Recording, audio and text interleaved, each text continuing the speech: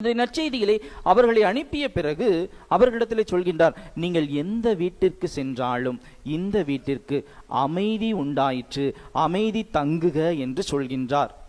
அமைதி என்பது ஒரு சாதாரண ஒரு வார்த்தை அல்ல. நாம் அனைவருமே அந்த அமைதியை நோக்கித்தான் அழைந்து கொண்டிருக்கின்றோம். எவ்வளவு பணம் இருந்தாலும், எவ்வளவு சொத்துக்கள் நமக்கு இருந்தாலும், அமைதி என்பது நம்முடைய வாழ்க்கையிலே ஒரு பொக்கிஷமாக இருக்கின்றது. நம்முடைய வாழ்க்கையிலே அது மிகப்பெரிய ஒரு சொத்தாக இருக்கின்றது. அத்தகைய ஒரு அமைதியை நோக்கித்தான் நம்முடைய வாழ்க்கை பயணித்துக் கொண்டிருக்கின்றது என்பதை நாம் புரிந்து கொள்ள வேண்டும். அமைதி என்பது எது நடந்தாலும் எப்படி இருந்தாலும் அமைதி அப்படியே எதுவுமே பேசாம உட்கார்ந்து இருக்கிறது கிடையாது. நம்முடைய உள்ளத்திலே அந்த ஒரு அமைதி எழ வேண்டும். தூய ஆவியின் கனிகளிலே மூன்றாவதாக நமக்கு கொடுக்கப்பட்டுள்ளது அந்த அமைதிதான்.